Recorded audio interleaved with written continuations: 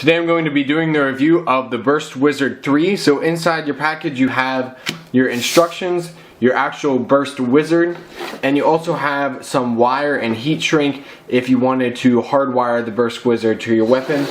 But instead we are just going to be looking at the plug and play method of using the Burst Wizard. So what you're going to need is a battery.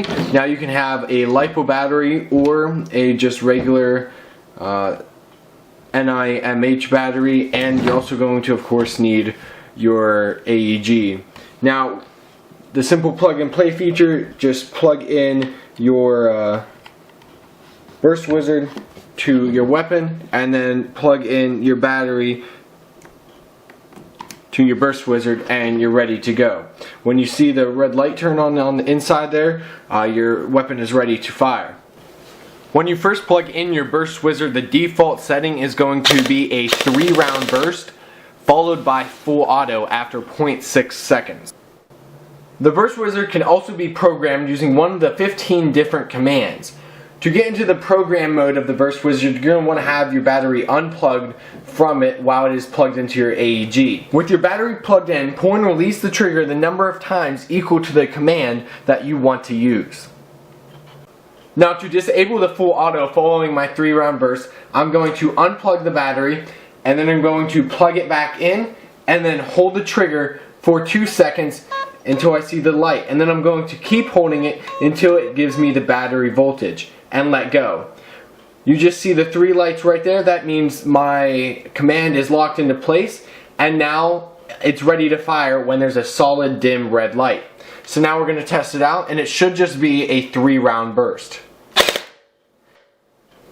The next command I'm going to run through for you guys is command number 2, and that is to choose your burst count.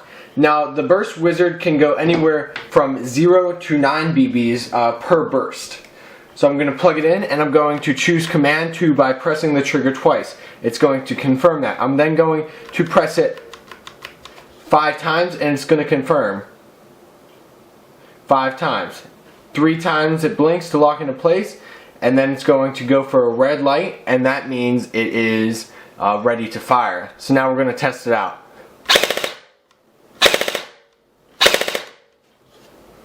The next command I'm going to show you is command number 6, which is multiple burst. To get to command number 6, you're going to want to press the trigger 6 times.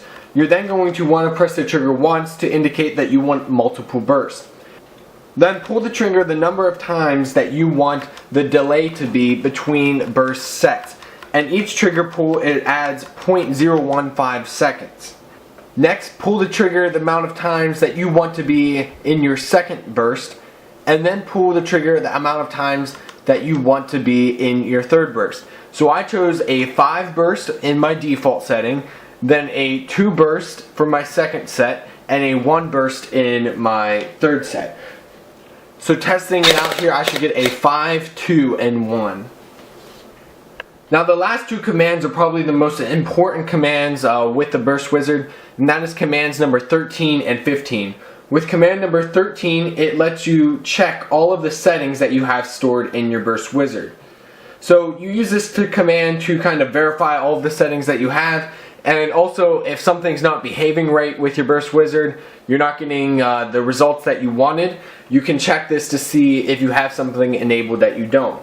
And this works by simply having, let's say for command number 6, it will blink 6 times, and then if that command is disabled, it should blink 2 times after that.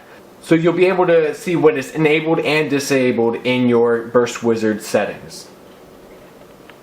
The last command I want to go over is command number 15, which resets your Burst Wizard to the default settings. Default settings are again a 3-round burst followed by full auto after 0.6 seconds.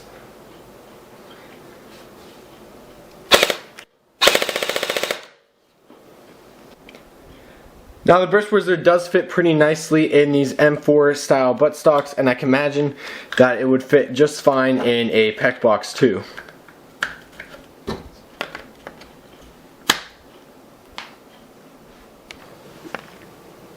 There are also a variety of other commands to simulate MILSIM conditions or to produce a more efficient AEG.